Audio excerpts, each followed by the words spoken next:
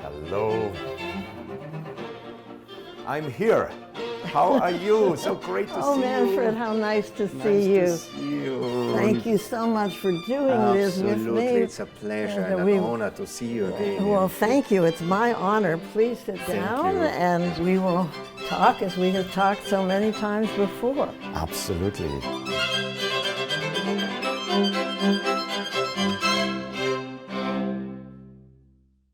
Well, I want to go back a little bit to when you first came to Pittsburgh as music director. I was on the board of the Pittsburgh Symphony at that point, and I remember very clearly the evening Dick Simmons, who was the board chair at that point, was taking you to meet the orchestra, the official announcement that you'd been hired. The orchestra was in the lowest level of Heinz Hall. The board was up on the top floor, and we were up there, and all of a sudden we heard this tremendous roar, and the building virtually shook. That was the musicians reacting to the official announcement that you were becoming the music director of the Pittsburgh Symphony, and I never forget that. That they kept it secretly. Normally it's impossible to keep things 2 years secretly who will be the new music director, the successor of Maris Jansons. And when this happened, nobody knew who, except some officials in the Pittsburgh Symphony Orchestra. This impressed me, you know, and I thought it was a great moment in my life also to go down the stairs and seeing the wonderful musicians and old friends and donors, patrons of the Pittsburgh Symphony. And I met you then.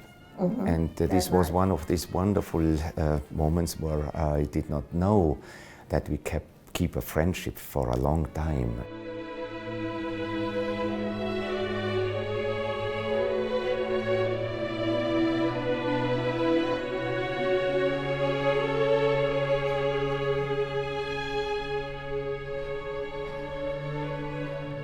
Let's talk a little bit, just briefly, biographically. You started as a violist? Exactly. I was a violist in the Vienna Philharmonic. I want to say that my family lived in a very small village in Austria, in the Alps, so to say. And we were 9 kids. My mother passed away quite early, actually. I was 7 years old.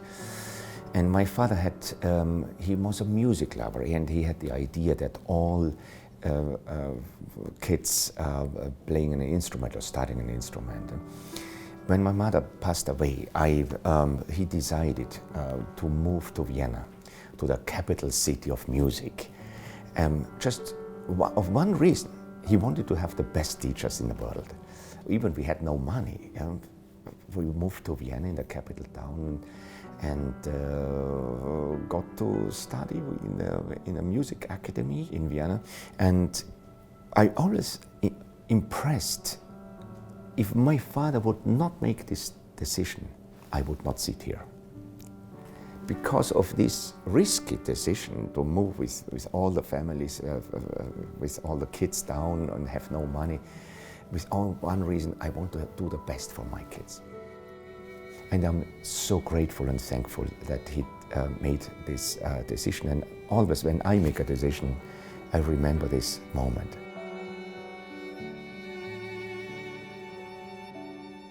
So why did you decide to change from playing the viola to conducting?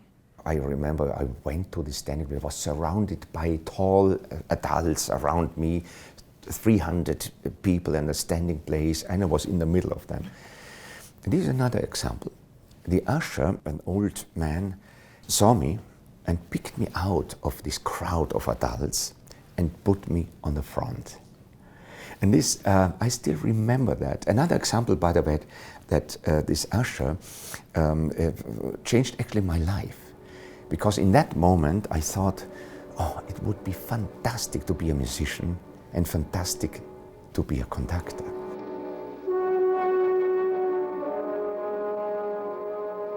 So my heart was then, so to say, filled with this longing for be a musician, longing for be on the stage as orchestra musician, and finally actually as a conductor. I wanted to thank the usher later on when I became a conductor, because he did not know what he did for me. But he died already. So I could not thank him. It started always when I played, oh, I would like to be conducting. It started the fire in my heart was so strong that I felt it must come the time when I have to make a decision.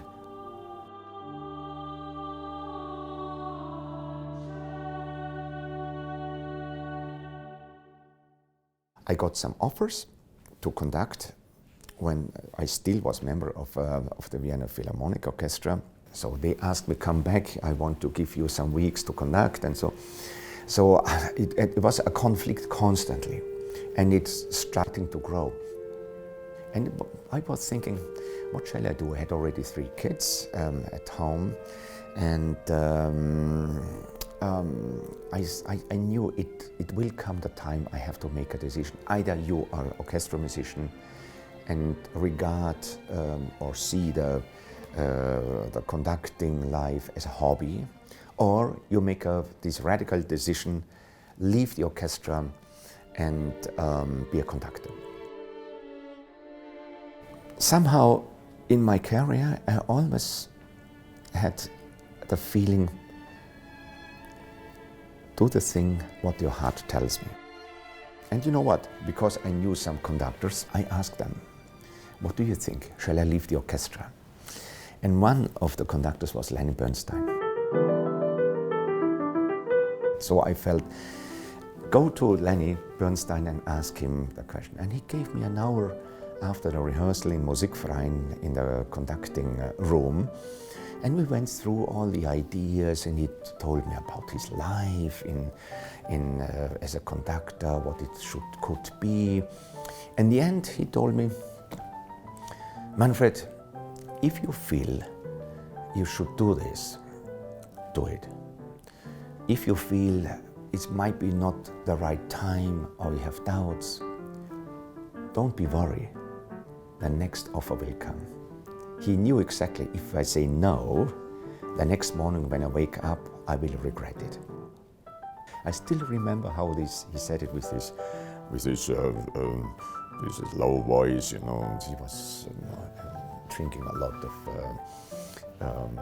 whiskey and smoking, you know, so his voice was a little bit lower. But he was so generous with me, and I'm very thankful for his advice.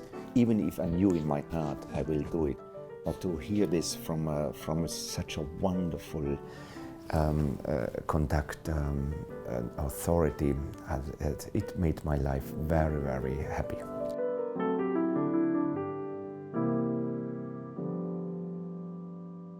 To achieve what you want to achieve, how important is the relationship between you and the orchestra, and how much does eye contact contribute to that relationship? Enormously. It is enormous important. And it's not only the eyes, it's the whole body. Actually has to reflect the music making and give a message. Unfortunately, we have only 2 hands. And the 2 hands should give signs to the musicians, not only when to play, but also how to play.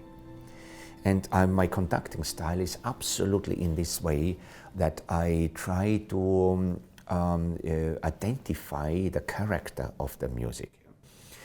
Look on gestures. When you do these gestures, this gesture is always a down, bring something down. If you just with only a gesture, this gesture is up. Through that, you can already psychologically tell the musicians play more or play less, or you paint through the gesture a melody, you know, when you do this yada-dum, bidi-dum, bidi-dum, you know, instead of yada-dum, bidi-dim, if you want to be together, then do only this, but bring them a little bit kind of freedom, so I move some of that. So eye contact is very important, but also the gesture of the hands or the body. How do you stand, and how do we, which kind of intensity the music needs at the moment.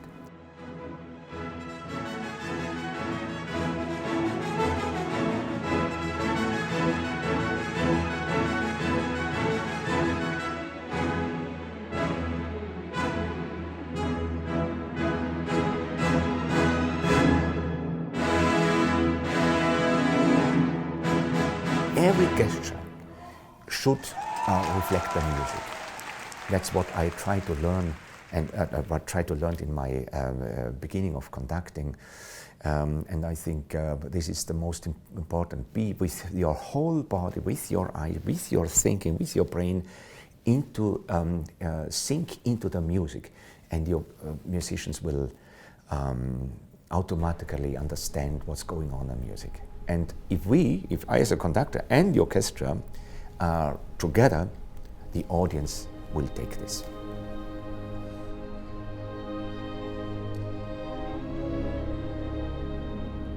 Manfred, one of the things that I've noticed and audiences notice is the seating arrangement that you use for our musicians here, where you have first violinists and then the basses and the cellos and the violas and then the second violinist, which is kind of non-traditional, at least from our understanding. Can you explain why you like to do it that way? Yeah, it's a very important question, because as a conductor you always ask yourself what kind of tradition happened, was existing in the time when a composer wrote a piece. When we say it's a traditional seating, it was not traditional till the year around 1920. All composers living before had heard their piece, their own piece, in this seating which I prefer for their pieces. So that means the first violin on my left side, and on the opposite, on my right side, is the second violin. So if the composers, Beethoven, Schubert, Brahms, Bruckner, Mahler, they heard their own pieces in that seating, and they composed it. After that, in the 20th century, it changed. And my question was always, why did it change? Why did it change? And there is a lot of reasons, can be, we don't know really. But I think one of the reasons why it's the recording industry started.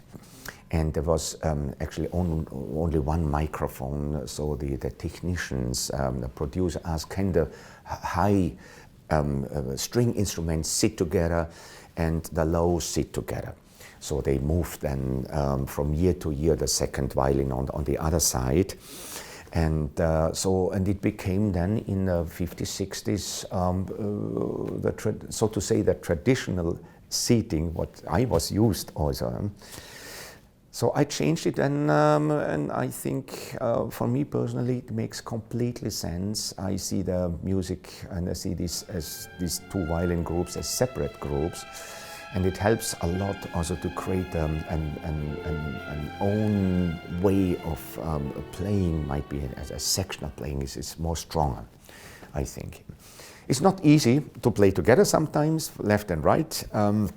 But it's also whether viola sit there or the cello sit there. Once again, I believe very strongly, let's go back to the idea how the composer has composed the piece, in which setting, and that should be the right setting for me.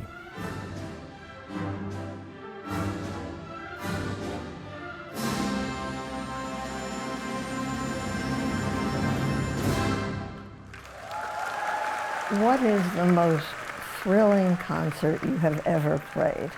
Oh, this is a very difficult question to answer, because every concert for me is, so to say, a gala, you know. It's actually, and I give everything what I have in my life, you know, and at that moment I want to do the best. There might be one concert might be a lot of concerts. When I think now very spontaneously, there was one concert in a series of Music for Spirit, which I did. We called it the Singing City, where I conducted here in Pittsburgh 3,000 chorus members with the Pittsburgh Symphony Orchestra together, and excerpts of the symphonic choral repertoire.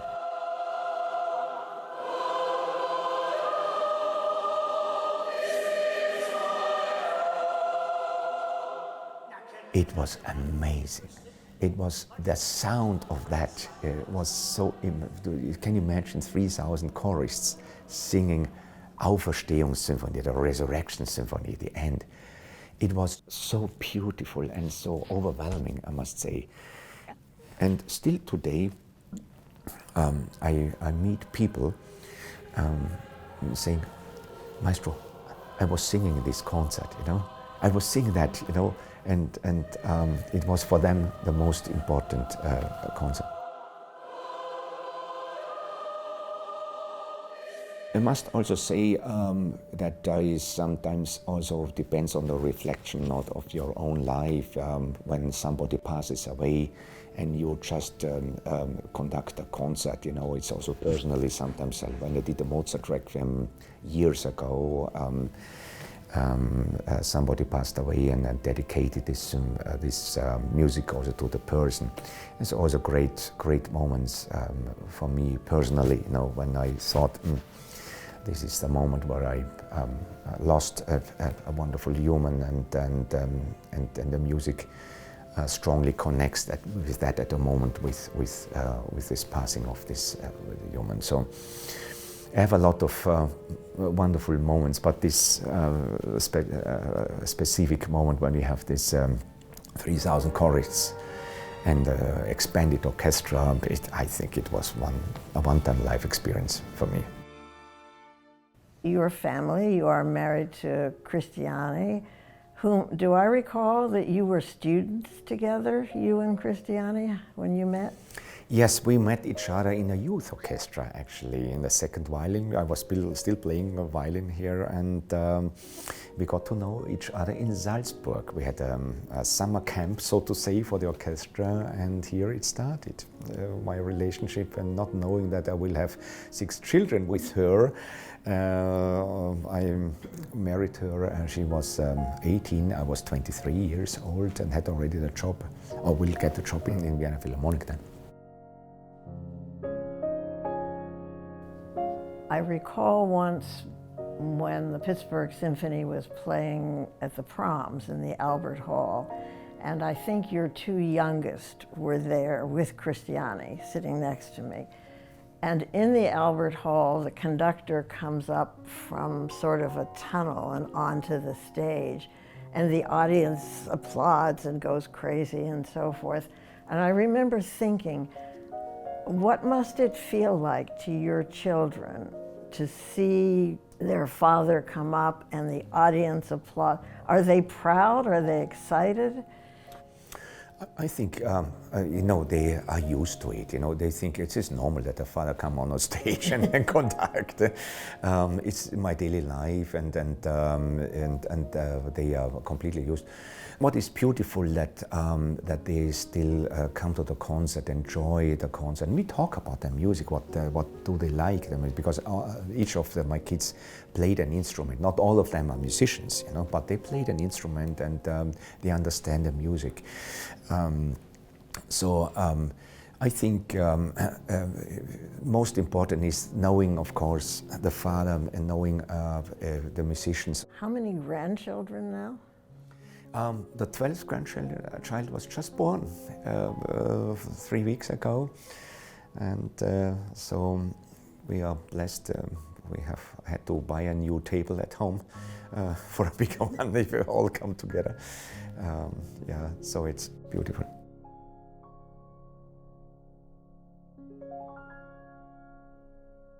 Is there one piece that you haven't yet conducted that you want to especially? Oh yes, there are a lot of pieces, actually, I must say.